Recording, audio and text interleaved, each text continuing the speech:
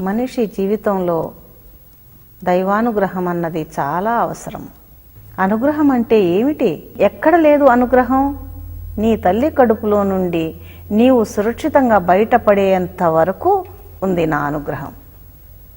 ఎన్నోసార్లు నీ కంటికి కనిపించని ఆ అదృశ్య హస్తం నిన్ను కాపాడుతూనే ఉంది. ప్రతి ఘటన అనుగ్రహమే. అయితే నీవే దాన్ని మంచి చెడు అని విభజించి అనుగ్రహం వచ్చిందని రాలేదని చెప్తున్నావు.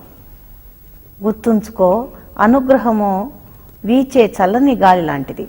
ఆ అనుగ్రహం కోసము నిత్యము ప్రార్థిస్తుండడమే నీ కర్తవ్యం. నీవు ప్రార్థన చేస్తూ నీ మానవ ప్రయత్నం చేస్తూ ఉంటే నీకు అనుగ్రహం త్వరగా వస్తుంది.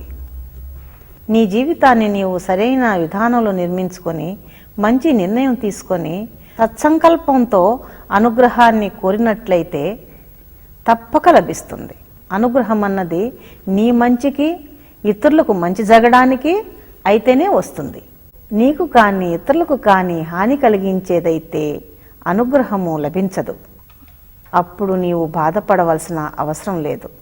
ఎలా అయితే మనిషికి ధనము అవసరమో అలాగే అనుగ్రహము ఒక అత్యంత అవసరం. ఆ అనుగ్రహాన్ని సంపాదించటం కోసం నీవేమి చేయాలో ఆ సాధనలన్నీ చేయాలి. అనుగ్రహం నీకు రకరకాల రూపాల్లో వస్తుంది. ఒక్కసారి అనుగ్రహం నీ జీవితంలో ఎదురయ్యే ఆటంకాలను తొలగిస్తూ కాపాడడం లాగా వస్తుంది. మరొకసారి సమస్యలకు పరిష్కారంతో వస్తుంది. మరోసారి నీ కోరిక తీర్చేలా వస్తుంది. మరొకసారి జీవితాన్ని ఎదుర్కొనే ధైర్యంలా వస్తుంది. మరొకసారి జీవితం నుండి నేర్చుకునే స్థితిలా వస్తుంది. మరొకసారి ఉన్నతమైన ఆధ్యాత్మికత స్థితిలా వస్తుంది. అనుగ్రహం యొక్క ఫలితము ఎప్పుడూ ఒకేలాగా ఉండాలనే నిబంధన లేదు.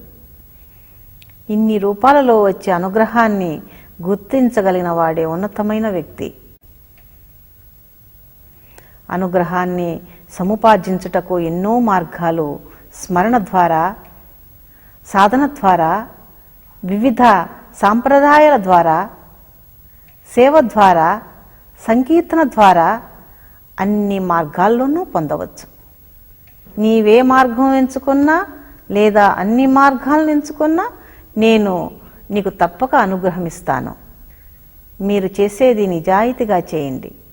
మిమ్మల్ని ఉన్నత శిఖరాలకు చేర్చుతాను.